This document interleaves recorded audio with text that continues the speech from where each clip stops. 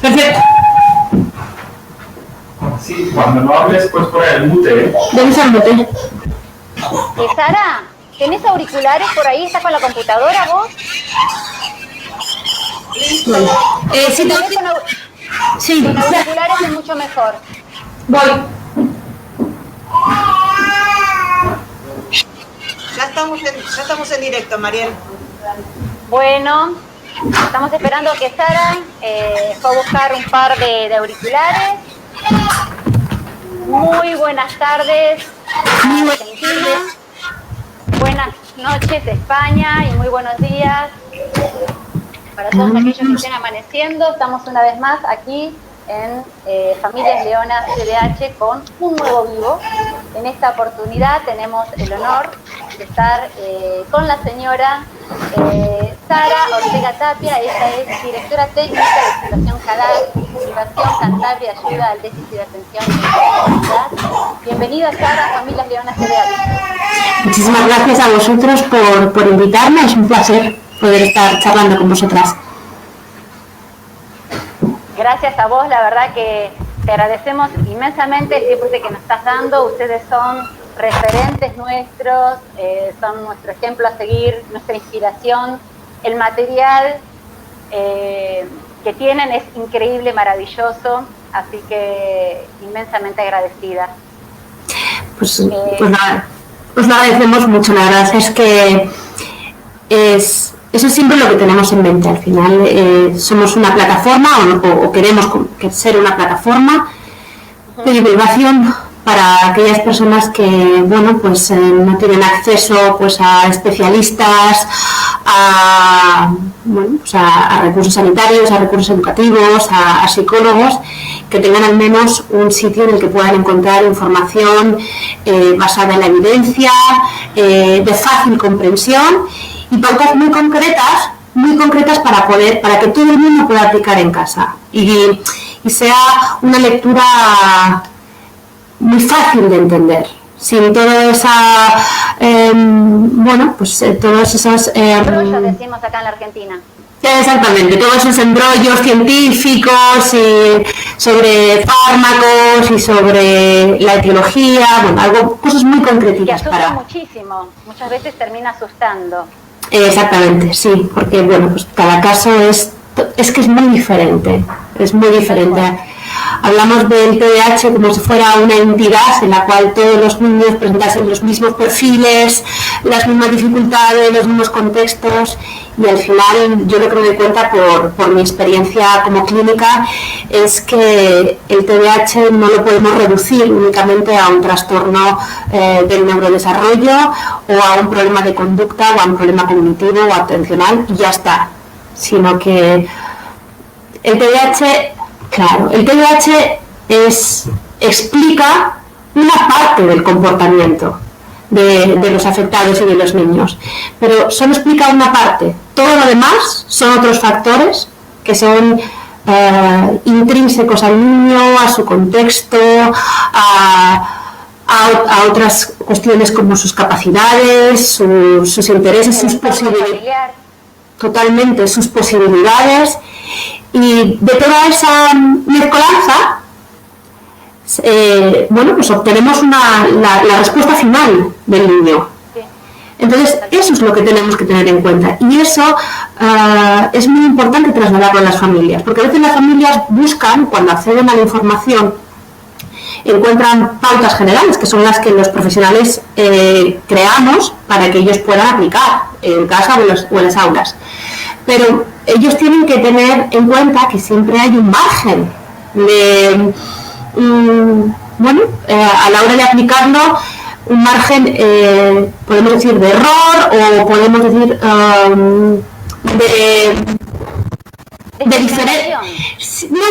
de diferencias con respecto a otros casos. Y es la mochila. Exacto. Y es la mochila que trae cada uno, como decimos acá, ¿no? Es la mochila que uno cae. Exactamente. Personal, digamos. Exactamente. Yo recientemente, hace un par de años, me inicié un poco en la formación en el campo de la psicoterapia, en el campo de la personalidad. Y para mí se me abrió totalmente un nuevo mundo con respecto a lo que es al ámbito de la personalidad. Yo pensaba que yo venía de la neuropsicología y los neuropsicólogos nos limitamos a establecer relaciones muy directas entre el cerebro y la conducta, ¿no? Mi cerebro tiene una estructura y tiene unas funciones y eso automáticamente se relaciona con una conducta X, como si me hubieran más cosas que influyeran. Y luego yo después he ido revisando un poco los casos, he ido revisando un poco mi práctica y me he dado cuenta cómo aquellas cosas que a mí no me cuadraban en cuanto a, pero si el niño tiene TDAH, estamos aplicando este tratamiento, debería de estar respondiendo. Y luego había situaciones que no cuadraban. Y claro, eso muchas veces tiene que ver con eso que habéis dicho, con la mochila, con la personalidad, con el contexto, con que a veces parece un TDAH porque suena como un TDAH, porque habla como un TDAH, porque se mueve como un TDAH, pero no es un TDAH, por lo tanto no responde a los tratamientos típicos del TDAH. Entonces todo eso nos lo dejamos fuera muchas veces a la hora de intervenir. Y el problema es que las familias no tienen la formación ni la capacidad para entender esa complejidad. Las familias entienden, tengo un TDAH, esta pauta o esa estrategia es para un TDAH y debería de funcionar. Y así de sencillo. Y es mucho más complejo que eso. Exactamente igual que hay niños que tienen TDAH para los cuales la medicación específica de TDAH no les resulta eficaz. Pues porque tienen una respuesta diferente, por cuestiones metabólicas, por cuestiones pues que tienen a lo mejor condiciones de ansiedad premórbida, por muchas, porque tienen intolerancia a determinadas sustancias o determinados principios activos. Y esa medicación, que en principio vale para todo el mundo, no vale para ellos. Entonces, esas diferencias o esas particularidades son las que desde hace un tiempo a mí me interesa más hablar de ellas y me interesa más trasladárselo a las familias y a los profesionales, porque durante muchísimos años nos lo hemos dejado fuera, o al menos yo veía que se hablaba mucho del TDAH y se generalizaba mucho del TDAH como, os comentaba antes, como la explicación única de por qué un niño se comportaba como se comportaba. Y es mucho más complejo que todo eso. Claramente, tal cual. Vos sabés que nosotros acá cuando recibimos el diagnóstico, generalmente no se nos explica de qué se trata, qué es lo que debemos de hacer, qué es lo que debemos dejar de hacer o comenzar a hacer. Y encontramos justamente esto que vos decís, familias totalmente colapsadas, que no saben cómo abordar a sus hijos, que no saben cómo ayudarlos, comienza la desesperación.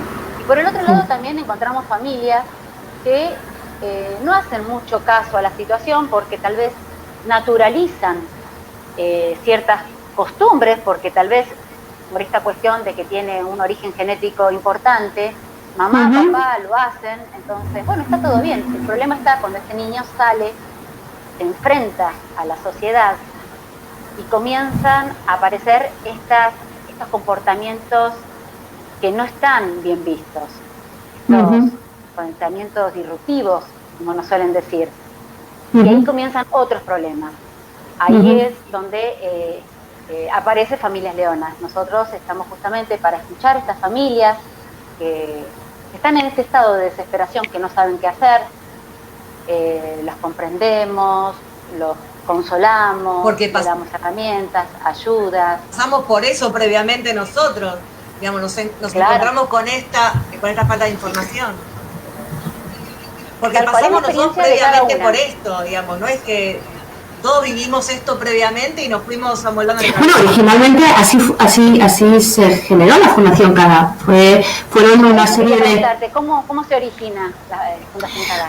Pues mira, la Fundación se creó en el año 2006, un poco por la inquietud de varias madres de afectados por TDAH que que buscaban el poder encontrar un espacio en el cual compartir experiencias, buscar recursos, sensibilizar a la población, impulsar un poco también el estudio y la concienciación social del TDAH.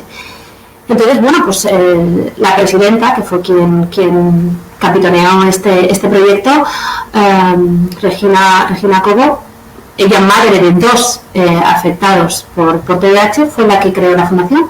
Y luego, participaron de ello lo que es el equipo especialista y creando materiales, utilizando mucho las redes sociales, haciendo mucha divulgación en los centros educativos, con especialistas sanitarios. Y así fue como la fundación fue creciendo hasta el día de hoy, que es verdad que somos una fundación que tiene mucho respaldo por parte de la sociedad. Exactamente, y llegamos a muchas partes. Pero empezó igual por una serie de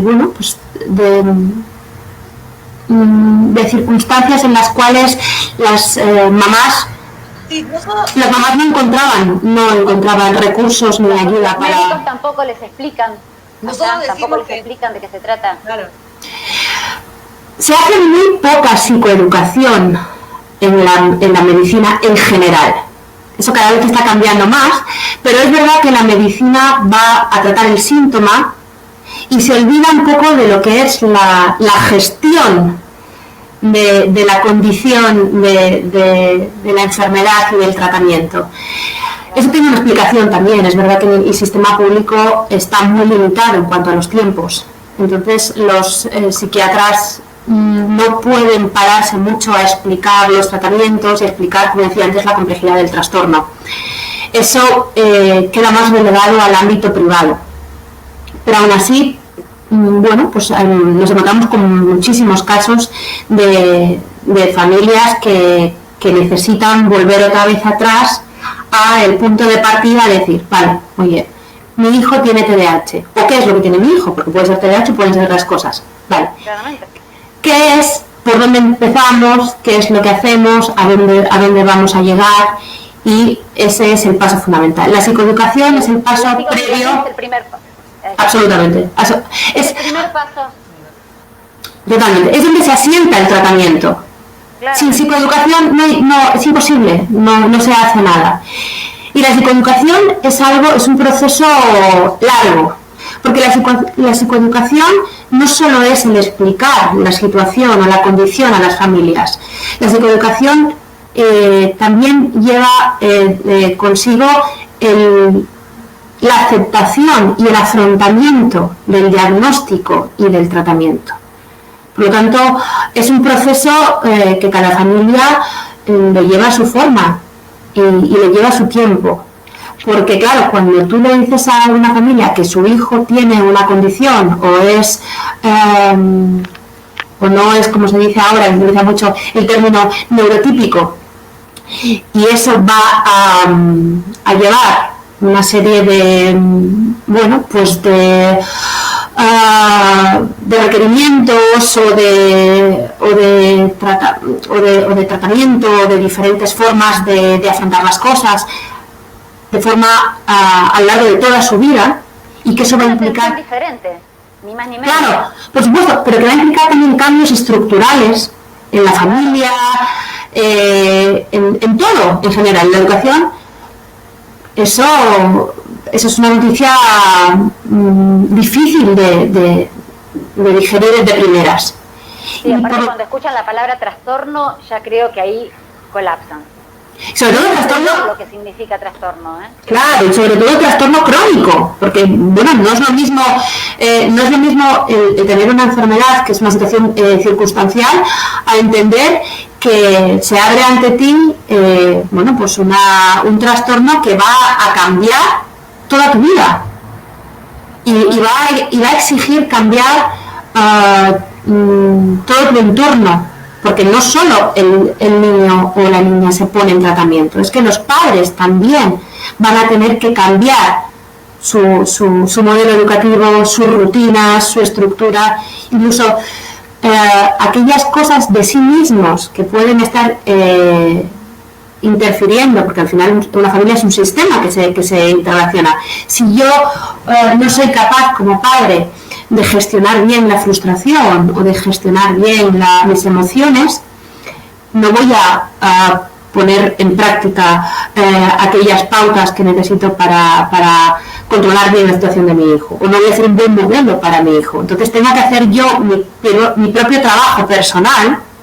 Luego la pareja tiene que también hacer su propio trabajo personal, porque bueno, pues al final es duro también para las familias el enfrentarse también a la idea de que su hijo no es un hijo normal, o no va a tener un comportamiento normal, sino que va a tener una serie de necesidades que no es lo que tú te esperabas. Y eso también hay que afrontarlo como padres. Porque, bueno, tal cual. Por eso es fundamental, la orientación a padres dentro de la misma terapia. Claro.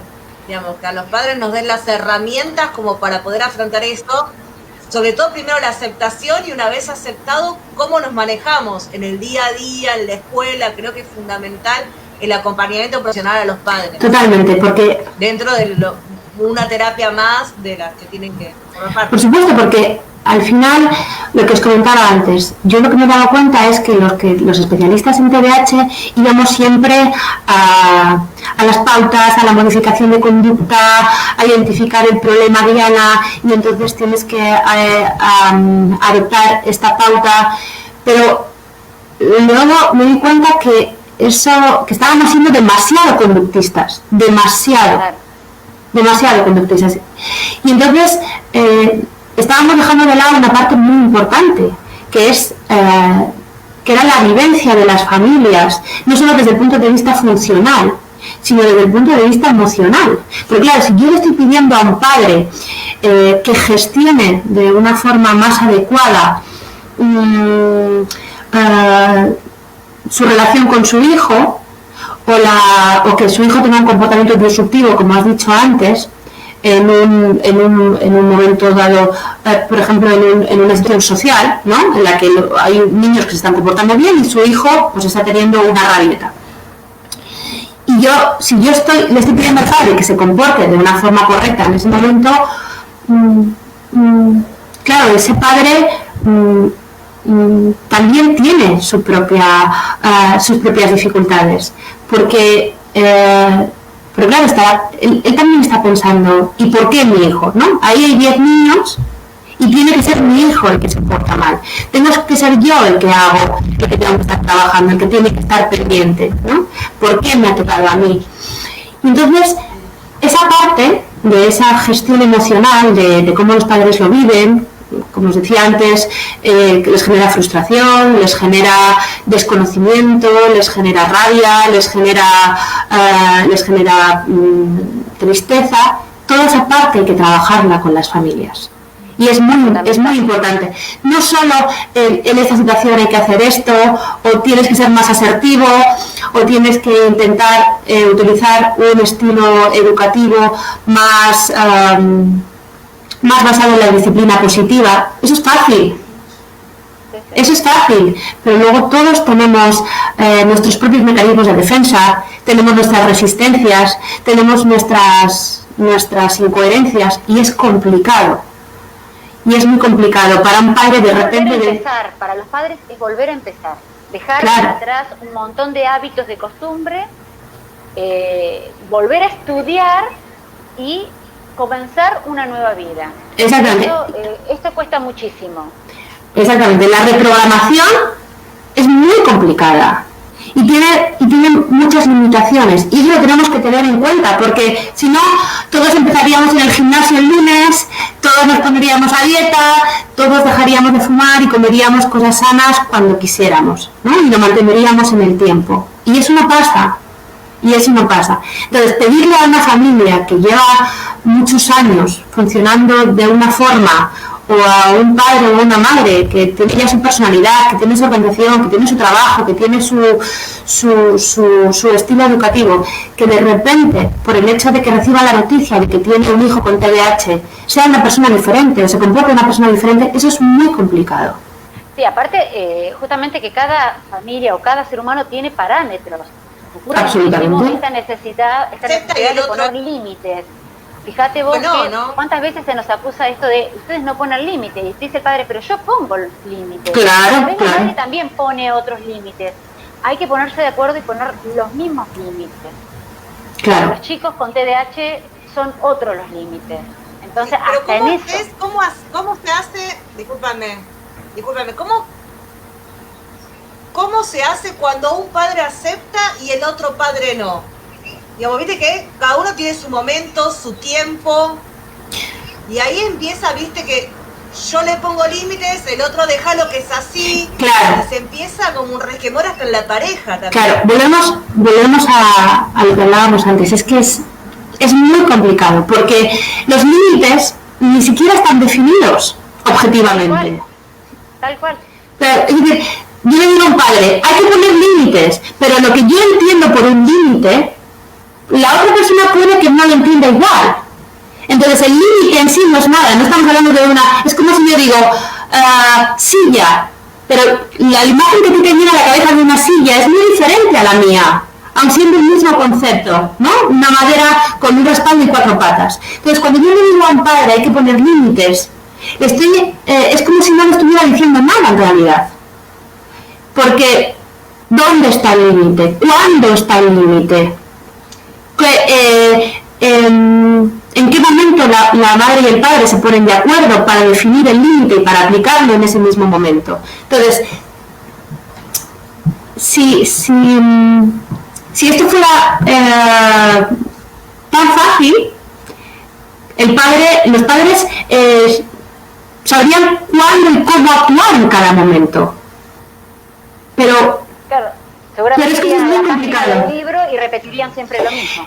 Exactamente, y claro, y tampoco puede ser que el especialista esté con ellos a través de un pinganillo diciéndoles, en este momento haz esto, en este momento haz lo otro, porque eso es imposible. Entonces al final tenemos a unos padres que viven de trabajo, que están cansados, que no están, que no se leen la mente, cada uno está en su mundo, y de repente se produce una situación disruptiva en el hogar y ambos tienen que, no sé cómo, ser capaces de actuar de la misma forma en ese momento, sin hablarlo previamente, sin hacer un estudio previo de la situación, porque no hay tiempo. Y es una situación nueva a la que ellos nunca se han enfrentado. ¿Y qué esperamos? ¿Que lo hagan de manera correcta? ¿Que de todas las opciones posibles utilicen la que es más eficaz?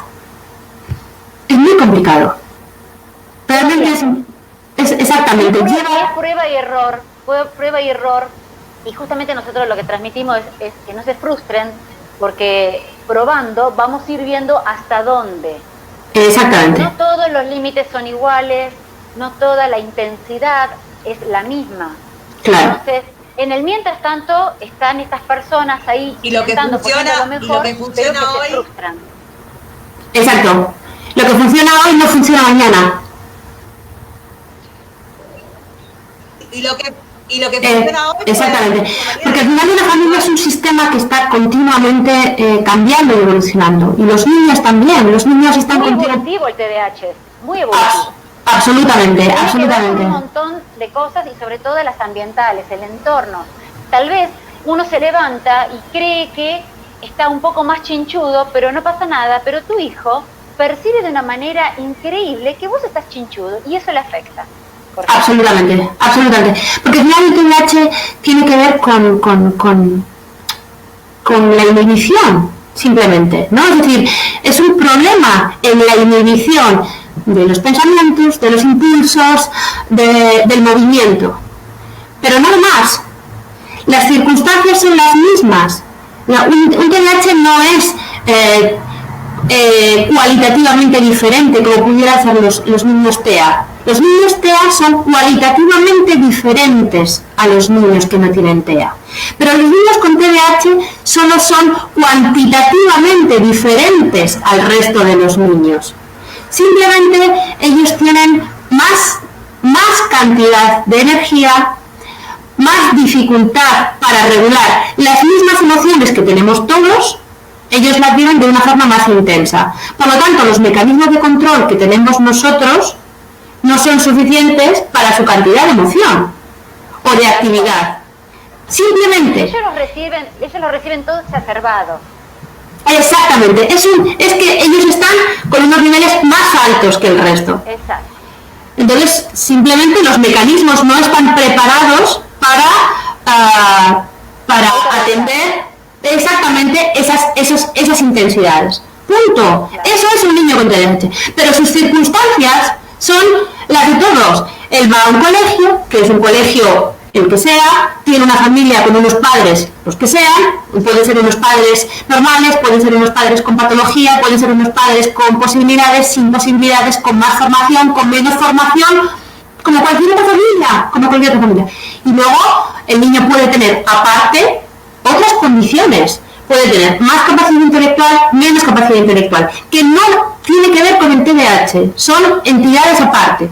Puede ser un niño más competente a nivel físico o psicomotriz o deportivo, o menos. Puede tener una personalidad más cautivadora o más retraída. Entonces, de todo eso sale el niño con TDAH. Entonces, y la familia. Entonces, cada niño y cada familia con TDAH son diferentes. Entonces, al final, yo lo que me he dado cuenta es que el trabajo que hay que hacer con las familias es ayudar a la familia a estudiar y a entender y a analizar su micromundo, su microcosmos familiar. Que ellos entiendan cómo es su hijo, porque su hijo tiene un patrón que es verdad que cumple con el perfil de TDAH en cuanto a lo que hablamos de la hiperactividad, la desregulación emocional, las dificultades atencionales, pero luego eso hay que trasladarlo a su hijo en concreto y al resto de las cosas. Entonces, ¿qué familia tenemos? Exacto. ¿Y cómo es mi hijo? Y yo tengo que saber cómo es mi hijo y cómo se va a comportar en determinadas circunstancias, que no tiene por qué ser igual que otro niño con TDAH de su misma edad. Entonces, la familia lo que tiene... Una vez con un médico me dijo que era lo que yo pretendía y le dije primero saber qué clase de familia tengo para imaginarme cómo va a evolucionar mi hijo. Absolutamente. Y que traté de presentarle a mi hijo la mejor familia que pudimos y bueno, y de ahí le dimos primero al tratamiento. Eso es, absolutamente. Y solo así realmente la familia, no el niño, la familia puede salir fortalecida de ese diagnóstico de TDAH. Cuando realmente se interioriza, pero no a nivel del niño, sino a nivel de la familia, que tenemos un hijo con TDAH que está afectando a todo el sistema. Y cuando realmente el tratamiento se hace a nivel familiar, a nivel del sistema, es cuando se consiguen realmente abordar los problemas. Porque si yo focalizo única y exclusivamente la terapia en el niño y en los padres, no consigo atajar todo el problema y no consigo realmente mejorar la funcionalidad del niño. Entonces, es lo que decíamos antes, por eso es tan complicado el tratamiento del TDAH desde las instituciones públicas, porque requiere de un tratamiento personalizado que lleva tiempo, que va a llevar mucho tiempo y requiere de trabajar con todos los miembros, de poner en práctica una estrategia y recoger a ver si funciona, y si no, pues volver otra vez a reelaborarla, lo que hablábamos del ensayo y el error. Y de esa forma, realmente, no solo se mejora la condición de TDAH, sino que se van a mejorar otros muchos aspectos que estaban interviniendo en la situación o que nos estaban empeorando, cosas que a veces hacemos sin darnos cuenta, nuestras propias dificultades que añadimos a esa mochila o a la relación con nuestros hijos. Y ahí es cuando esa experiencia puede dar una experiencia de crecimiento a nivel familiar, a nivel del niño o de la niña. Creo que reaccionan por el entorno. Y si el entorno no está bien, el niño va a reaccionar mal. Y ocurre puntualmente en las aulas. Muchas veces, cuando tenemos estos casos de niños que están tan mal dentro de las aulas, hay que replantearse cómo está el aula en general. Absolutamente. Si la maestra grita, si la maestra explica, si la maestra es cariñosa, si es amorosa, si sus compañeros ayudan o entorpecen. O sea, es todo un contexto. Y esa es la parte más difícil. ¿Por qué? Porque implica hacerse cargo y ponerse a trabajar. Totalmente, totalmente. No a todos les gusta eso.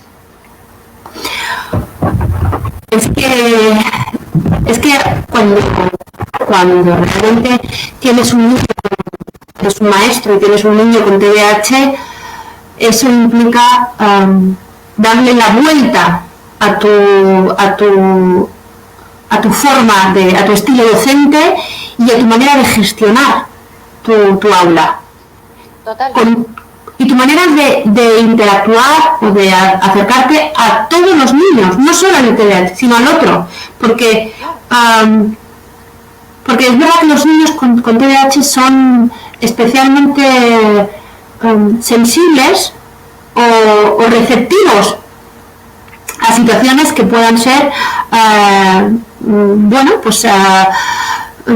veces o emocionalmente más intensas. Entonces, si un compañero no hace algo bien y la maestra se dirige a él,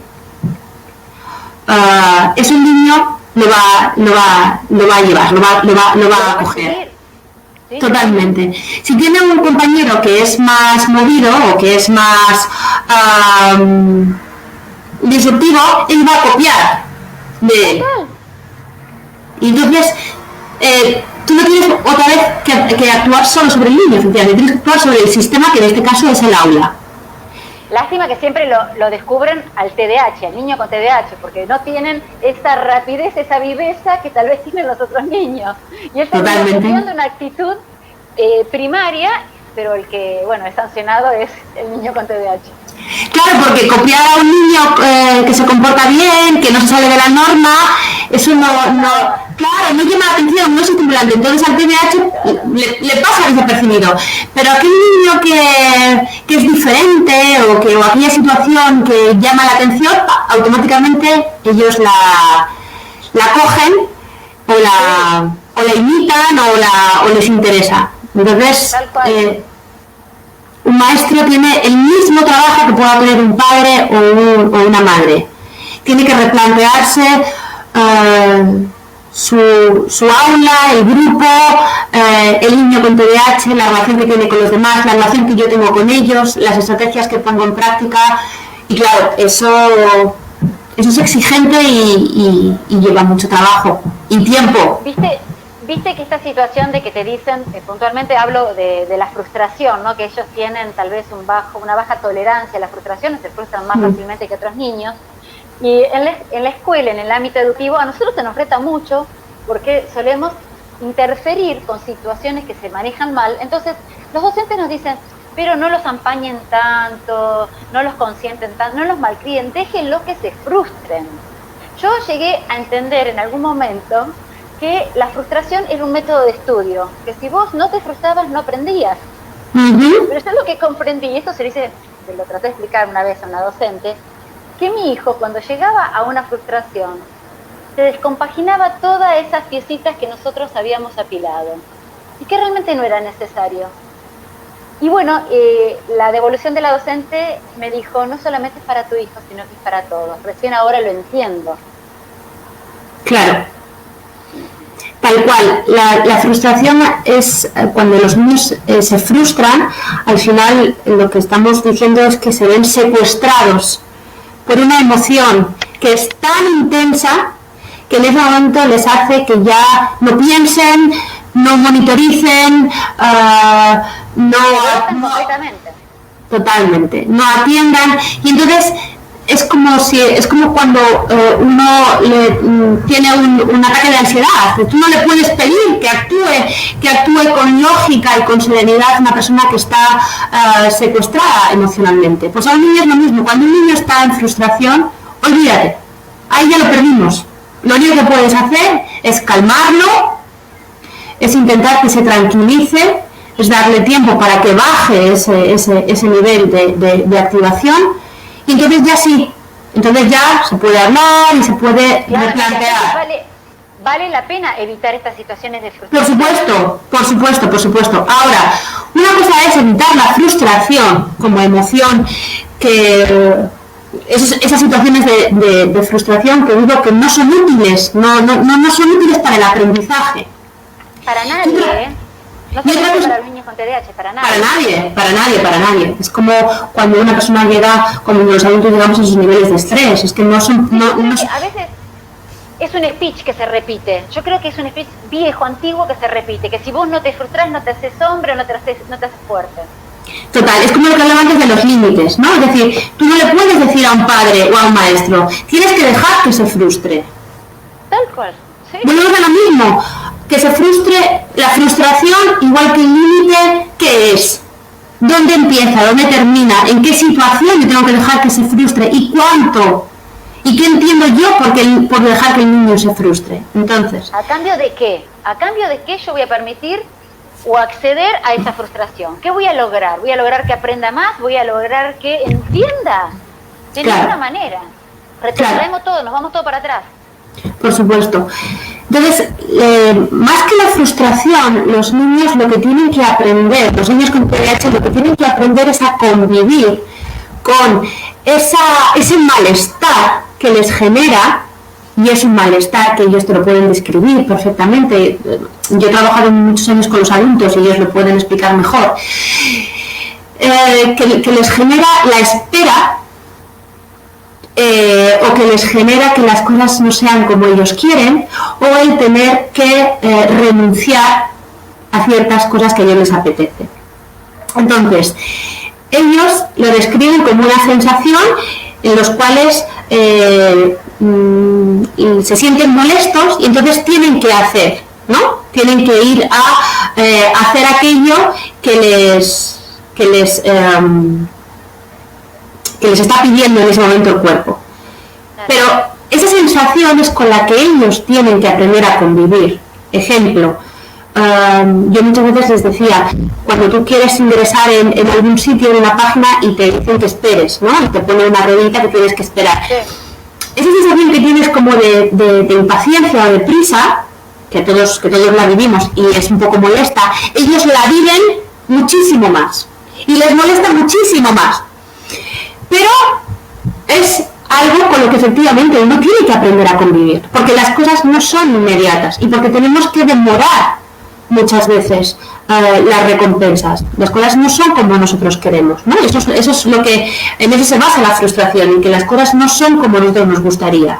Y eso se puede extrapolar a muchas cosas. Todos los humanos nos frustramos porque nos gustaría que las cosas fueran así, que el trabajo fuera de esta forma, tener más tiempo,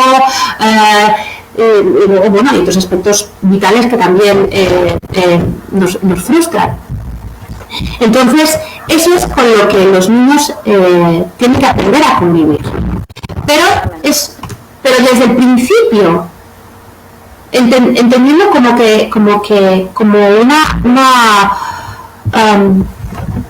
algo que es intrínseco al aprendizaje en general. Hoy llueve, hoy no puedo salir a la calle y ya está. ¿Con quién me voy a enfadar? ¿Con las nubes? Pues tendré que buscar una alternativa. me gustaría haber sacado mejor nota, o me gustaría que esto fuera así, o me gustaría poder jugar a esto, me gustaría... Y no se puede. Y ese aprendizaje, poco a poco, es el que va de alguna forma va calando en ellos de que en la vida no puedes elegir las cosas y no son como tú quieres. Entonces la frustración debe ser algo que no es, la frustración no entra en juego en un momento dado. La frustración es algo transversal a la vida. El hecho de que yo no puedo conseguir lo que quiero. Entonces eso realmente es un mensaje que los padres tenemos que ir poco a poco trasladando a los hijos en general. Y entonces tenemos que, los niños tienen que aprender a convivir con la frustración a unos niveles que sean soportables. Pero no podemos llevarles a unos niveles de frustración altísimos porque no sirven de nada y mucho menos van a aprender de ellos. Lo único que van a hacer es pasarlo mal, tener un mal recuerdo de esa situación y seguramente condicionarse aversivamente a aquello que les generó esa frustración. El estudio, una actividad en concreto, lo que sea. Entonces, más que el hecho de enseñar a los padres a frustrarlos... Es como que lo va a predisponer mal. Es como que se va a predisponer mal para cuando vuelva a tener que hacer esa misma actividad. Digamos, como que vas a ver que lo que pasó, lo que sintió. Absolutamente, absolutamente. Pero es que frustrar a un hijo o educarle en que no puede conseguir lo que quiere, eso se hace todos los días en pequeñas cosas. Es decir, a la hora de comer, pues tienes un poquito de verdura. No me gusta la verdura, un poquito de verdura. No te voy a impedir que comas otras cosas y solo verdura, pero un poquito de verdura. No, hoy quiero ver la televisión. Hemos quedado en que primero terminas esto y luego ves la televisión. No, pero quiero ver más. Quiero ver otra hora más. No, otra hora no. 10 minutos. No quiero irme a la cama. Bueno, pues te puedes quedar 5 minutos, leemos un cuento y luego te vas a la cama. Es poquito a poquito. Poquito a poquito. Y el niño... Es cierto del tiempo. Absolutamente, y el niño va haciendo renuncias. Exacto. Pero tú también como padre vas haciendo renuncias. Es simplemente es un poquito, otro poquito. Yo lo que le digo a los padres es que cuando uno negocia con un hijo, siempre tiene que tener la sensación de que el padre ha ganado. Y el niño tiene que tener también la sensación de que su padre ha ganado. Un niño no puede tener la sensación de que yo le he ganado a mi padre. No. Pero ninguno hemos perdido, pero ninguno hemos ganado lo que queríamos. Todos hemos hecho una renuncia. Y ahí está la clave de la educación con un niño con TDAH. Porque el niño con TDAH siempre va a tener una serie de problemas a la hora de ejecutar el comportamiento tal cual es. Entonces yo no puedo esperar como padre que mi hijo ejecute el comportamiento correcto, porque es que no tiene ningún sentido. Pero lo puede hacer lo mejor posible. Ese sí, ese tiene que ser el objetivo, que él haga lo que tiene que hacer de la mejor forma que él pueda hacerlo. Y ya está. Y entender que nosotros somos los mejores pilares que tienen nuestros hijos de contención y de desarrollo. Que sin absolutamente. Que marcamos ese límite, que justamente ellos no lo tienen, no se logra nada. Absolutamente. Absolutamente, por supuesto. Entonces, el papel de los padres, y por eso las escuelas de padres son fundamentales. Las escuelas de padres son fundamentales y una de las cosas que yo creo que debería cambiar en cuanto al sistema educativo son la disposición desde los centros educativos de escuelas de familias, de escuelas de padres. ¿Existen literalmente las escuelas de padres? Perdón mi ignorancia, no. Existen de manera...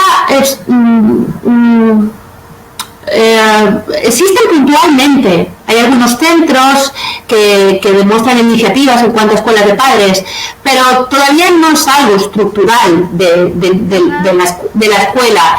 Existe lo que es el AMPA, pero la ANFA suele ser para temas organizativos, para temas para temas más de tipo administrativo organizativo. Yo lo que me refiero es la importancia de la escuela de familias, no solo desde el punto de vista de los niños con necesidades educativas o de apoyo educativo, necesidades especiales, sino todos los padres, Más en la sobre- vida que vivimos. total, sobre aspectos como la educación emocional, como la gestión organizativa del estudio. Ahora nos hemos visto con el tema del COVID, y que el hecho de que los niños tuvieran que estudiar desde casa a través del teletrabajo, la importancia de todo lo que es la parte no solo del estudio, sino de la organización del estudio, de los tiempos, Tremendo. los niños no pueden estudiar mucho tiempo, ninguno, con TDAH o sin TDAH. Tiene que haber pausas, tiene que tener su espacio, tiene que tener la manera en la que yo hago las tareas es importante también. Si yo lo hago en un sentido o lo hago en otro. Quiero decir, si empiezo por lo difícil o empiezo por lo fácil, si empiezo por el lenguaje o empiezo por la matemática, eso realmente puede ser facilitador o puede ser más dificultoso para el niño a la hora de prestar atención, a la hora de... Todos los aspectos los padres lo desconocen. Totalmente. Entonces hay muchos temas que los padres deberían de abordar. ¿Te hago una consulta, Sara? Deberían abordar con un especialista. ¿Te hago una consulta? Consulta. Sí, te hago una cosa. Ahora que la educación está en manos de la familia, porque no nos dejó otra el COVID que darnos la responsabilidad de tener que sentarnos a estudiar con nuestros hijos. ¿Vos qué recomendás a la hora de sentarnos con nuestros hijos? De empezar por lo que le gusta, de empezar por lo que no le gusta, de cómo fraccionar el tema de que los Zoom, que la tarea, porque nosotros seguimos trabajando algunos y para el colmo tenemos la responsabilidad de enseñarles ahora. ¿Qué nos recomendás? Pues mira, en realidad volvemos a lo mismo. Desde el punto de vista de la neuropsicología, sí es verdad que es importante jugar con aspectos como la fatiga atencional y con aspectos como la motivación, es decir, el sistema de recompensa interno, ¿no? A nivel de los circuitos de dopamina. Pero volvemos a lo mismo, es que cada niño es diferente, porque hay niños que tienen más capacidad intelectual, hay niños que tienen los intereses y otros niños que tienen otros. Hay niños más competitivos y hay otros niños que son más conformistas. Pero normalmente cuando un niño se enfrenta a una tarea está bastante fresco en cuanto a su nivel atencional. Claro. Entonces, es recomendable que en ese momento él se enfrente con lo difícil, con lo arduo, porque tiene los niveles de atención suficientes como para, yo siempre lo digo como si fuera una barrita de estas de vida, en las cuales en ese momento su nivel atencional está bien arriba. Claro. Y a medida que lo va haciendo, su nivel atencional, su interés, su motivación, va disminuyendo. Energía también. Tal cual. Va perdiendo energía y se va cansando, se va enfadando y le va apeteciendo ya hacer otra cosa que le interesa más. Entonces, ahí, cuando realmente termina, está a mínimo. Entonces, si queremos que el niño continúe, tenemos que volver otra vez a llenar esa barrita. ¿Y cómo llenamos otra vez esa barrita de energía, de actividad, de ganas? Pues haciendo algo que de alguna forma le satisfaga. Porque si no, es imposible. Yo no puedo seguir con la siguiente tarea. Él ya está harto, ya no le gusta, se está empezando a enfadar y a nivel atencional le hemos perdido totalmente. Entonces tenemos que conseguir hacer una ruptura para que el niño otra vez vuelva a cargarse de energía y de motivación para enfrentarse a la siguiente.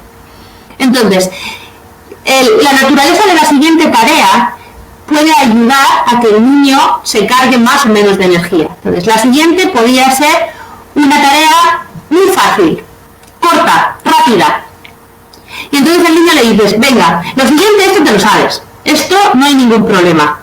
Es muy fácil. Es una pavada, decimos acá. Esto va a ser una tontería y ya te lo quitas. Entonces dices, bueno, bien, lo siguiente me interesa, es fácil. Y entonces, otra vez, vuelve a estar con energía, vuelve a estar otra vez con predisposición. Lo hace y lo terminó. Y se queda satisfecho. Le recordamos que le vamos a dar algo o que vamos a hacer un poquito de esfuerzo positivo, ¿no? Y sobre todo que ya ha terminado lo difícil y la segunda parte, por lo tanto lo difícil se lo quitó, lo que viene es mejor, y esa idea de que lo que viene es mejor y lo difícil ya me lo quité, en sí misma es motivante. Claro. Entonces ya quedaría solo la parte o la tarea de tipo intermedio, en la cual va a tener que esforzarse un poquito, no tanto, no es tan larga y ya va a terminar y va a tener aquello que quiere. Entonces, si jugamos con esos tiempos y con la naturaleza de la tarea, el niño va a afrontar mucho mejor ese trabajo. Pero es una herramienta extraordinaria. Es que es muy eficaz, es muy eficaz. Vendría a ser el ABC. Por regla general sí, suele funcionar muy bien. Entonces, es una manera en la cual el niño afronta la tarea, primero, a nivel ejecutivo de la forma más eficaz, porque estamos jugando muy bien con los niveles atencionales, pero también a nivel emocional, porque el niño se encuentra satisfecho y competente a medida que va trabajando. Entonces, cuando él termina, se siente bien porque lo ha hecho todas las partes, ha cumplido con el trabajo. Yo como padre no he llegado a la situación, no ha sido conflictiva, por lo tanto me siento satisfecho también de cómo se ha llevado a cabo esa tarea. Y luego el niño está en una predisposición buena para después jugar o para estar con la familia, para hacer lo que sea. Entonces, esa es la manera en la que se debería de afrontar. Muchas veces pensamos, los padres, erróneamente, los docentes, empezamos por lo fácil y entonces así el niño se motiva. Pero claro, el niño luego sabe que tiene lo difícil y eso automáticamente es es un derrotero. Absoluto. Es un derrotero. Absoluto. Entonces el niño cada vez va bajando más porque sabe que todavía tiene lo difícil, que se le va a alargar, que duda de si va a ser capaz de hacerlo o no hacerlo. ¿Cuándo llega ese momento? Porque como ellos no gestionan el tiempo, ¿cuándo llega esa tarea? Claro, ellos saben que todavía queda mucho, pero ¿cuánto es mucho? Y sobre todo que va a ser difícil. Entonces, automáticamente en su cabeza aparece la duda de si voy a ser capaz de terminarlo. Entonces, si ellos creen que no van a ser capaces de terminarlo, entonces es posible que no tenga la recompensa. Porque claro, si no termino a tiempo, a lo mejor me quedo sin jugar. Y eso emocionalmente es demoledor para el niño. Porque entonces ya a lo mejor incluso es que no tengo la recompensa a todo este trabajo. Y entonces cuando se frustran, se cabrean, tiran la toalla y se vuelven más irascibles y termina habiendo conflicto con el padre. Sí. Entonces, el padre, porque incluso entre ellos, porque vos hiciste mal esto, porque vos hiciste mal lo otro, porque no tendrías que haberlo hecho. Tal cual. Ahí, bueno. Entonces, ese tipo de cosas a mí me parece que es muy importante que haya un especialista que oriente a las familias sobre cómo hacer los deberes. Es algo tan sencillo como cómo hacer las tareas o cómo hacer los deberes. O cómo estar a disposición del espacio. Entonces, las escuelas de familias para mí me parecen esenciales. No solo en aquellos casos de niños que tienen condiciones patológicas o diferentes, sino para todos los niños. Para todos los niños. creo que eso es algo que es una asignatura pendiente todavía en el sistema educativo. Porque también hay escuelas de familias, se supone en el ámbito sanitario, pero realmente tampoco están estandarizadas. No. Yo me encuentro muchas veces con las familias cuando tengo una primera cita y a la hora de hacer la anamnesis les pregunto los datos. Y me dicen, sí, está tomando medicación. Y yo les digo, ¿qué fármaco? Y me dicen, no, algo como... Y yo digo, ¿cómo puede ser que no sepa la familia el nombre del fármaco que está tomando? Y no solo el nombre del fármaco, sino qué fármaco es, cómo funciona... ¿Qué puede producir? Totalmente. Pero más allá de nosotros acá en Argentina tenemos a través de las terapias lo que nosotros llamamos orientación a padres. Que 2 veces por mes, por ahí 2 veces por mes o más de caso de ser necesario, y está contemplado orientación a padres dentro del tratamiento de nuestros hijos, por ejemplo. Sí. Que es donde nos dan todas estas pautas de cómo trabajar, no desde el sistema educativo, sí desde el sistema de salud que está contemplado. Y es importante que estén los dos papás. El tema es que el tema es que esto no está contemplado en la salud pública. No. Está contemplado en la salud privada. Bueno, en principio... La salud pública no está contemplado. En principio, los padres van a las citas de revisión. Lo que pasa es que las citas de revisión se extienden mucho, se prolongan mucho en el tiempo. La siguiente cita puede ser dentro de 3 meses, dentro de 4, dentro de 6. Por lo tanto, no es un tratamiento eficaz, no es una intervención eficaz para la familia. Y lo que has dicho es muy importante, que vayan los 2 progenitores o todos los tutores del niño. Yo siempre digo a las familias, si hay adultos en el hogar, un abuelo, un tío, todos deben formar parte del tratamiento. Todos aquellos adultos que estén conviviendo con el niño son coterapeutas o tienen un papel fundamental a la hora de intervenir sobre el hijo. Entonces tienen que venir todos a la terapia. Entonces yo sí es verdad que me he encontrado con más reticencia por parte de los padres a ir a las terapias, a aceptar el diagnóstico y el tratamiento de su hijo y a poner en práctica aquellas pautas que se les orienta a las familias. Las madres somos leonas y somos unas guerreras y no tenemos ningún problema y nos sacrificamos y vamos a hablar con el profesor, con el tutor, con el psicólogo, con el psiquiatra y normalmente no tenemos problemas a la hora de dejarnos orientar, incluso a la hora de estar dispuestas a hacer nosotras nuestro propio trabajo personal. Pero los padres suelen tener más problemas a la hora de aceptar que ellos tengan que cambiar. Y claro, están haciendo mal. O que están haciendo mal. Hagamos más el reto. Que nos digan, vos estás haciendo esto mal, o esto que estás haciendo no lo tenés que hacer más, lo toleramos. El hombre de por sí, en todos los aspectos y en todos los órdenes, no le cuesta más. Pone más resistencias. Pero claro, volvemos a lo mismo. Hay muchos, el TDAH tiene un componente genético significativo. Entonces, claro, muchos niños y niñas con TDAH lo son porque uno u otro progenitor lo son. Mamá, entonces, o ambos. Como que se junten parejas. Sí, absolutamente. Y entonces, claro, el papá tiene TDAH y él, yo no sé si por un problema o por una cuestión de proteger su propio ser, no quiere ver que su hijo tenga TDAH o no quiere aceptar ese diagnóstico porque bueno, tendría que él cambiar muchas cosas. Entonces niega la situación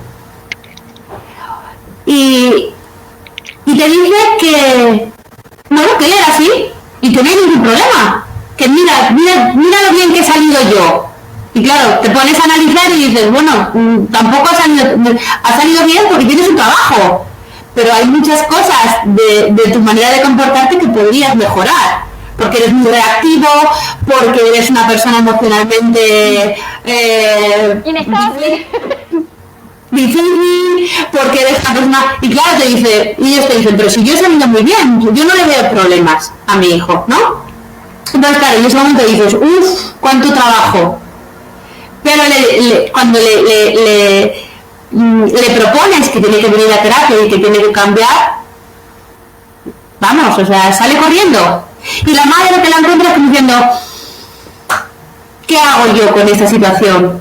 Porque tengo que luchar contra mi hijo, o tengo que luchar contra la situación de mi hijo, pero también contra la situación del padre, de mi marido. Yo creo que hay algo que es infalible y justamente es cuando esa mamá se decide 100% a hacer el cambio. Cuando uno hace el cambio, el otro lo percibe de alguna manera. Y sí, ahí comienza la rueda. Que el otro también va a tener ganas de acoplarse a ese cambio. Pero si la mamá no cambia, es muy difícil. Porque la madre es el motor de la familia, normalmente. Entonces, lo dijiste vos, no lo estamos diciendo nosotras. No, totalmente. Entonces, la madre es quien pilota a la familia. Entonces, si la madre decide ir hacia otra dirección, normalmente la familia suele ir en esa dirección. Y efectivamente, o te subes o te quedas. ¿Sí? Pues normalmente cuando la madre decide afrontar este cambio hemos dicho de todo, porque al final es un cambio estructural enorme. Normalmente la situación suele cambiar, suele ir hacia mejor. Claramente. Cuando empieza por uno, en todos los órdenes de la vida. Sí, cuando existe no resistencia. cambiar las cosas de la casa, sino o las situaciones de la familia, sino el cambio personal, interno. Totalmente. Es de ahí donde arranca todo este tratamiento. Absolutamente, sí. Por eso es un tratamiento que tiene mucha más, es un enfoque que tiene mucha más profundidad de lo que nos pensamos. Porque no deja de ser una terapia más, una psicoterapia más. Sí. Y está bueno de repente replantearse qué es lo que yo debo de cambiar en mi vida. Porque si hay un cambio que hay que hacerlo, seguramente porque algo me está haciendo daño y yo no me estoy dando cuenta. Entonces plantarnos desde ese lugar de renovar, de sacar aquello que nos hace daño, que nos quita energía o que nos roba energía, es fundamental. No podemos estar ciegos toda la vida o acostumbrarnos a hacer siempre lo mismo. Totalmente de acuerdo. Valen los cambios. Los cambios son necesarios, y cuando uno tiene hijos, en realidad, porque no se lo plantea, pero la vida con hijos te va a exigir continuamente cambiar. Y si eres con uno, con dos, con tres, porque vas a tener que cambiar con todos los hijos que quieras tener. Nunca vas a ser la misma mamá, porque tu hijo va a tener diferentes necesidades. Por supuesto, porque la adolescencia es una época totalmente diferente, cualitativa y cuantitativamente diferente. Entonces, tienes que estar preparado y adoptar una actitud flexible como progenitor. Porque tu hijo, tenga o no tenga TDAH, va a pasar por diferentes épocas vitales y va a adoptar diferentes actitudes y comportamientos. Por lo tanto, lo que decíamos antes, lo que te vale ahora no te va a valer. Pero ya no estamos hablando del TDAH, estamos hablando en general de la educación para los hijos. Sí. Y luego, entonces, esa actitud de rechazo ante el cambio, o ante el crecimiento, o ante te va a generar muchos problemas como padre. Seguro. Porque cuando llegue la adolescencia y tu hijo empiece a cambiar, ahí va a haber un conflicto. porque tú vas a esperar o vas a querer que tu hijo se comporte como cuando era niño, y ya no es un niño. Evolutivamente está en otra etapa diferente. Por supuesto, por supuesto.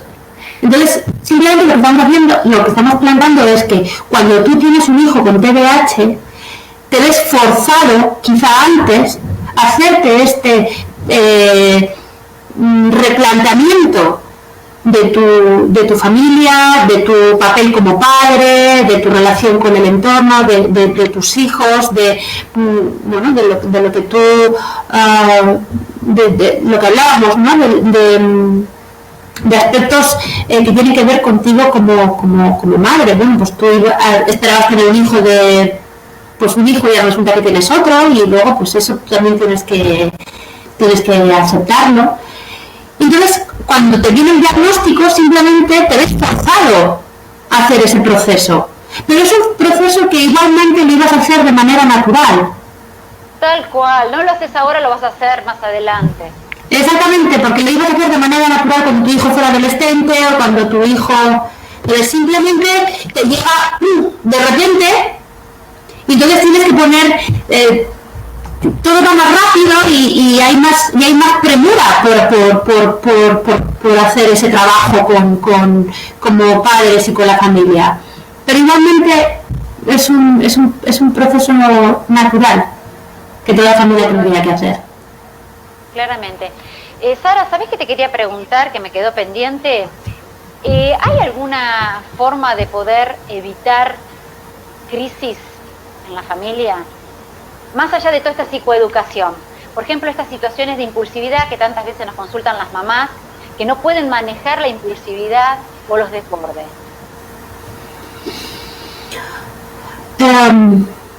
Tienen que ver con todos estos factores que están haciendo ruido en la familia, ¿verdad? Claro, es que los niños con TDAH...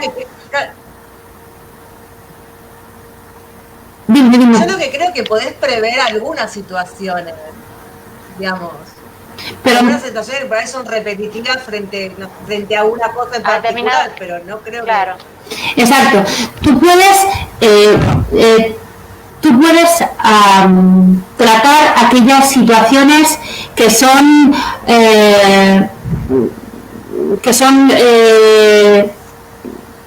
digamos que de una forma recurrentes en la familia, y con ensayo y error y con la práctica tú vas a conseguir reducirlas o eliminarlas.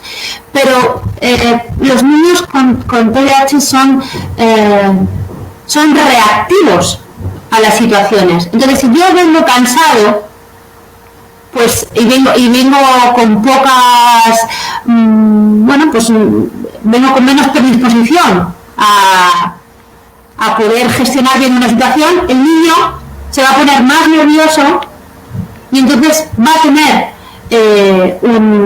una rabieta, un estallido o una crisis impulsiva. Entonces, eso es muy difícil de prever.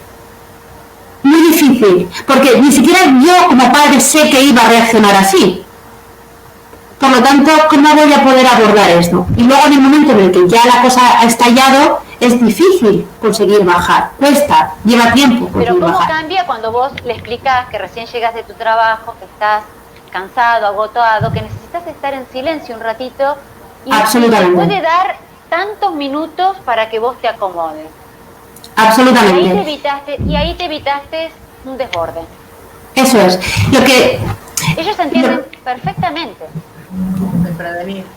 Eso es. Lo que los padres tienen que intentar es no sobrepasar nunca una línea de tono de voz, ni una línea de desborde emocional. Mientras la situación se mantenga por debajo de una línea de intensidad emocional, todo se puede abordar, cualquier situación. Pero cuando la situación sobrepasa esa línea de intensidad emocional, ya da igual lo que sea, porque la cosa más tonta puede generar un conflicto. Entonces, ¿cómo se consigue no sobrepasar esa línea? Pues intentando no no utilizar tonos de voz por encima de esto, porque simplemente el tono de voz alto genera más conflictividad, genera más reactividad. Y luego, el utilizar lenguaje emocional, el estoy cansado, estoy enfadado, estoy agotado, o no es el momento, todo eso que describe las situaciones y que lo que está haciendo es que estás utilizando el lenguaje para explicar la situación, facilita mucho que el niño pueda entender que tiene que esperar o que si sigue por ahí va a haber un problema. Es simplemente utilizar la comunicación. La comunicación es importante. Habilitar el diálogo, entender que estamos justamente enfrente de un niño que tiene exacerbado todos los sentidos y que seguramente va a percibir mucho más que nosotros estamos cansados y agotados que nuestra misma pareja. Y es fácil poder explicárselo.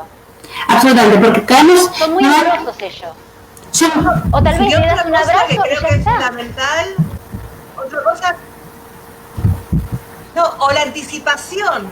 Digamos, creo que es fundamental ir anticipándoles lo que puede llegar a ocurrir. Digamos, creo que eso también calma y relaja en el otro que quiere decir todo ya, digamos, ir anticipándole lo que puede ocurrir. Pero la anticipación no es más que usar el lenguaje. La anticipación simplemente es describir las situaciones. Muchas veces caemos en el error de que los niños o el resto de las personas deberían de entender cómo yo me siento o deberían de entender lo que está ocurriendo en este momento. Los niños con TDAH, que además están a otras cosas, están con la mente en otro sitio, todavía hacen peor ese análisis de la situación. Por lo tanto, entienden mucho peor o simplemente ni siquiera se dan cuenta de lo que está ocurriendo o de en qué situación me encuentro yo emocionalmente. Por lo tanto, el niño que no sabe que yo estoy a esto de empezar a gritar, quizá él piensa que yo estoy mucho más relajado y que por lo tanto puede seguir pinchando y tirando de la cuerda porque todavía tiene margen.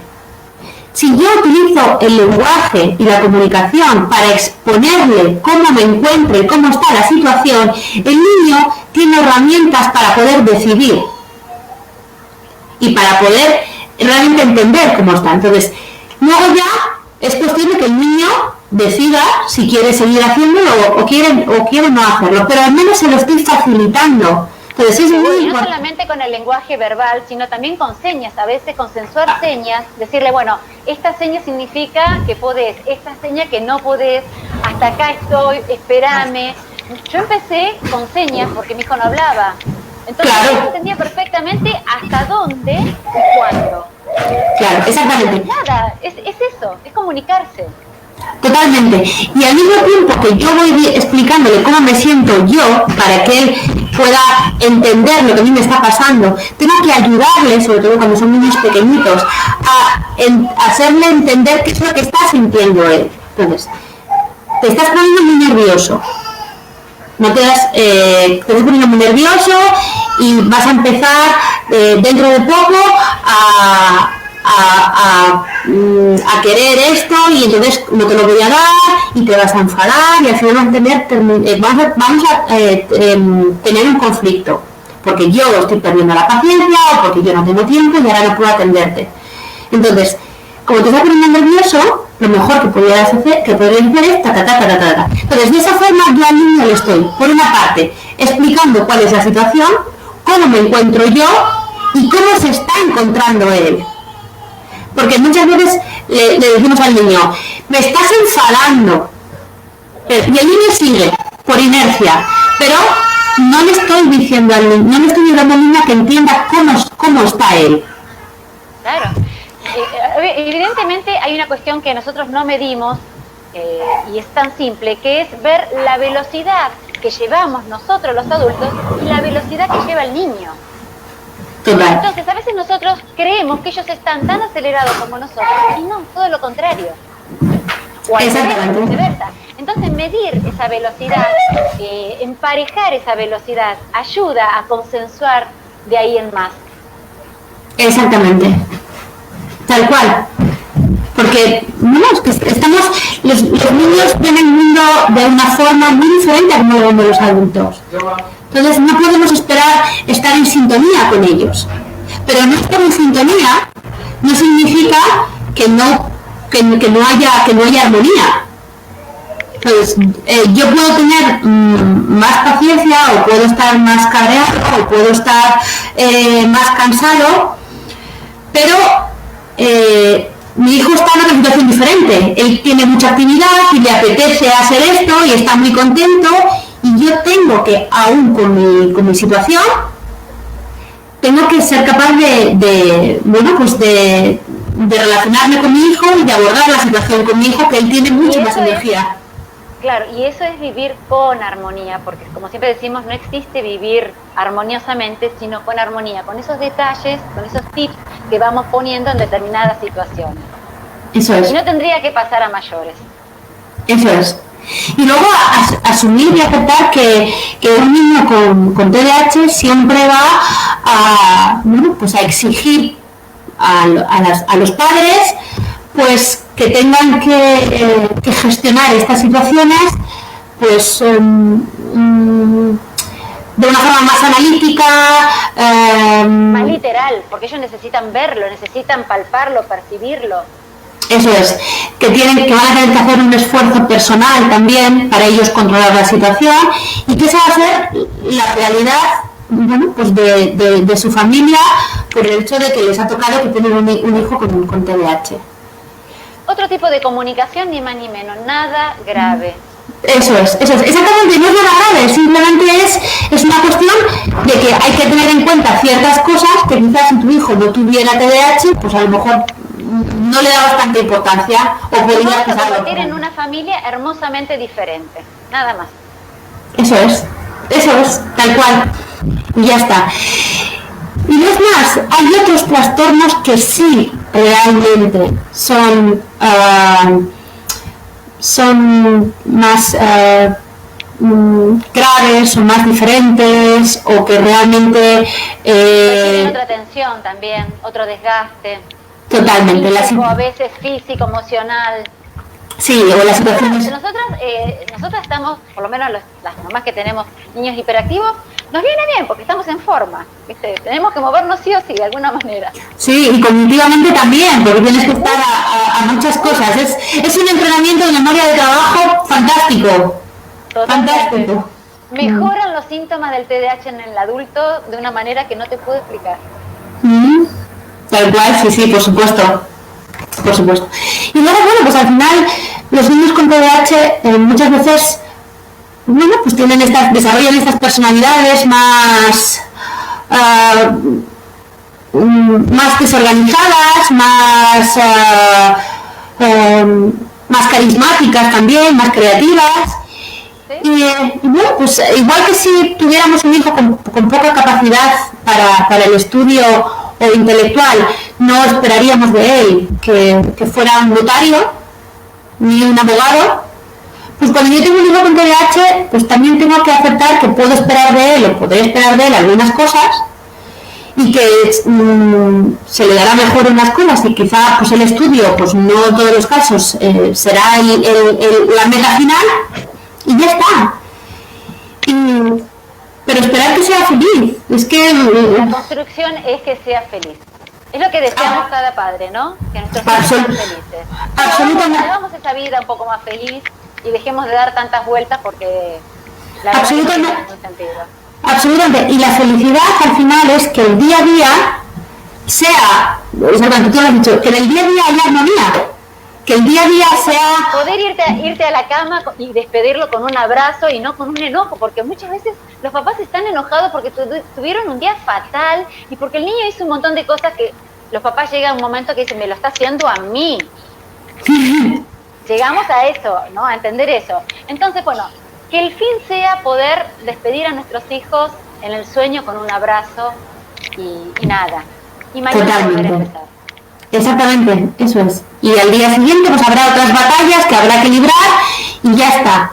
Pero que el niño tenga una percepción de que sus padres le quieren, de que es competente en algunos aspectos, en otros no tanto, pero en otros aspectos es competente, de que tiene un entorno, de que tiene un entorno social en el que, bueno, pues él se encuentra bien, y ya está. Tiene apoyo, que no está solo. Eso es, y por supuesto que no es perfecto y que hay algunas cosas que tiene dificultades, pero que en la balanza gana lo bueno. Totalmente. Es así. Y no más. Paula, ¿tenés alguna pregunta que quieras ahí anotada, que tengas para hacer? No, lo que estaba leyendo, porque tengo la posibilidad de leer los comentarios, es Claro. ¿qué tips nos darías, a ver si te ocurre, como para trabajar en el día a día en esta pandemia? Viste que está como medio complejo el tema de la tarea virtual, los berrinches frente a no querer participar en lo virtual, esta sobrecarga de electrónica que se está teniendo, que también es complejo. Las preguntas tornan a eso. A ver, el problema es que es una situación muy atípica la que estamos viviendo ahora. Los padres están teletrabajando, los hijos están teleestudiando, está la parte añadida del confinamiento, de no poder tener esas vías de escape para salir, para tal. Entonces, claro, se produce un cúmulo de cosas para las que emocionalmente son muy difíciles de gestionar y que nos ponen a todos en una situación emocional muy sensible, muy sensible. Pocos espacios de descarga, Absolutamente. Entonces, es inevitable que haya más roces, es inevitable que haya más conflictos, es inevitable. Eso por descontado las familias tienen que tener en cuenta que va a pasar. Y bueno, pues hay que intentar librar las batallas lo mejor posible, y si hay que retirarse y renunciar por salvar la situación y por no entrar en un conflicto, es mejor. Y cuando ya haya posibilidades, ya se arreglará. Entonces, lo que no se puede es que todos los días sea una guerra, porque entonces es un derrotero que nunca termina. Total, y la pandemia va a acabar entonces con la relación entre padres e hijos, entre parejas. Eso no puede ser, por sacar adelante las asignaturas del estudio. Es que no merece la pena. Si se puede, se puede, y si no se puede, pues lo que no puede ser es que en esta guerra haya tantas, se vaya a destruir la relación que se había construido entre padres, hijos, hermanos. Eso sí que me parece mucho más peligroso. La única bandera que tiene que estar en alta es la bandera de la familia. El resto es un detalle. Exactamente. Es un detalle. Exactamente. Entonces, es verdad que con el tema de lo tecnológico son unos niños que son mucho más sensibles a la adicción a las pantallas. ¿Por qué? Porque en sí en la pantalla o los videojuegos o las televisiones es algo que produce una satisfacción muy grande con una inversión de esfuerzo muy pequeña. Por lo tanto, es perfecto para ellos. Es muy estimulante, muy gratificante, no hay demora, es refuerzo inmediato, es el tipo de estímulo, sí, despierta mi atención, y encima no me cuesta nada porque es fácil. Por lo tanto, ya lo tenemos. Esa es la receta perfecta para el niño con TDAH. ¿Cuál es el problema? Que precisamente por esa sensibilidad que tienen a ser adictos a las pantallas, hay que hacer un uso y hay que regular de forma muy cuidadosa la utilización de ese tipo de dispositivos. ¿Qué tipo de pantalla usamos, sobre todo? ¿Qué tipo de pantallas usamos? Porque de repente ver, supongamos, videos de YouTube les hace muy bien porque les gusta y aprenden cantidad. Entonces, ciertas cuestiones hay que regularlas y ver Por qué supuesto. tipo de pantallas vamos administrando en ese día a día. Por supuesto. Pero luego no solo eso, sino que la pantalla tiene que ir, los formatos tecnológicos y visuales tienen que ir intercalados con los formatos tradicionales y con las formas ortodoxas del lápiz y el papel y de la lectura. Por Entonces, supuesto. no es solo que la pantalla no deja de, y los formatos tecnológicos no dejan de ser una herramienta más. Una herramienta más para el aprendizaje, una herramienta más para la socialización, una herramienta más para el ocio. Pero debemos de administrarlo de una forma dentro de lo que es toda la oferta que los niños tienen. Entonces, ¿cuál es el problema? Que ahora con el teletrabajo y con el teleestudio se está utilizando mucho la pantalla. Cuando eso termine, los niños van a mostrar preferencia por el uso de las pantallas, ¿no? Sí. Y claro, ahí es cuando yo anticipo que va a haber un problema. Porque ahora los niños, por el confinamiento, están jugando mucho más, viendo mucho más YouTube, utilizando mucho más el móvil, viendo más la televisión, y luego cuando eso termine, ellos van a querer seguir haciendo lo mismo. Entonces ahí va a haber que intervenir y volver otra vez a retomar actividades de ocio que no sea tecnológico. Nosotros, por ejemplo, eso anticipamos que va a haber que hacer unas intervenciones especiales con los niños para, ¿cómo decir? Ir poco a poco desenganchándose tanto de ese uso excesivo. Pero ahora no queda otra. No pienso renunciar a los videos de YouTube porque mi hijo aprende a través de videos y de imágenes. Entonces, más allá de la explicación que yo le doy, necesita esa pantalla. Los tutoriales son fantásticos. Totalmente. Y yo les lo recomiendo mucho, sobre todo a los padres. Hay muchos chicos que están trabajando en forma virtual, en el sentido de escriben en el Word, en procesador de texto, no hay mucho papel, no hay mucha virome, y cuando se tenga que retomar el papel y la virome, y más, por ejemplo, hay chicos que les cuesta la lectura y la escritura, si esto no es en forma paulatina, va a ser complejo. Claro, por supuesto. Y tienen que aprender a utilizar los formatos del ordenador. Pero debemos de intentar que no se desvinculen del todo de la lectura de papel y de la escritura y del folio. Porque para la atención, la pantalla es que es facilitadora, pero si yo luego traslado eso a un libro, esa atención a un libro, es mucho más exigente a nivel de atención a un libro. Entonces, si yo no entreno también esas otras modalidades, luego me va a costar muchísimo más trabajar la comprensión, la comprensión escrita, la atención, la memoria, todas las funciones cognitivas. Si yo no las entreno, obviamente luego me va a costar mucho más que respondan. Entonces, de alguna forma yo tengo que intentar introducir esas actividades a lo largo del día con los niños, pero sin que eso rompa ni que eso suponga para el niño un trabajo excesivo ni nada, porque entonces al final lo vamos a agotar y lo vamos a cansar. Sí. Entonces, Sí.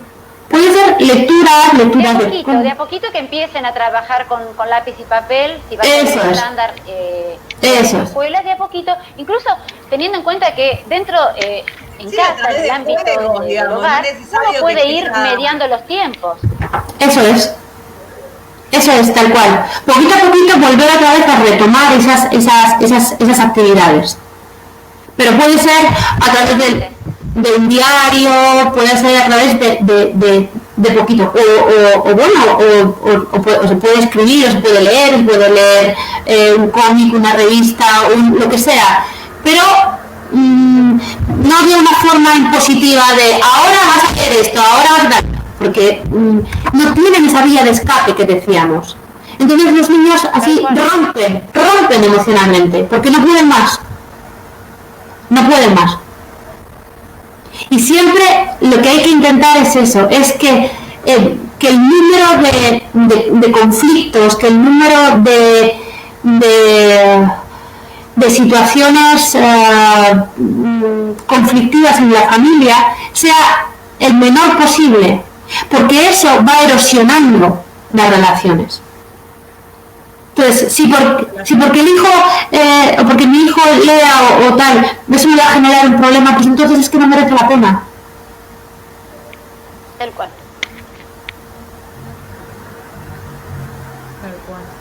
Eso es. Se me está cortando un poco la señal. Hoy por hoy hay que prevalecer los vínculos que son...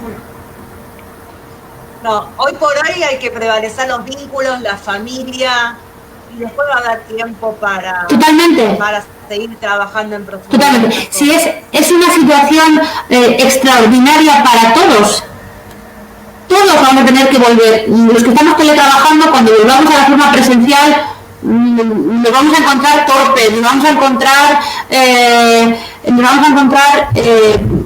con muchas situaciones que no vamos a saber cómo gestionar, que hay que... pues los niños lo mismo también.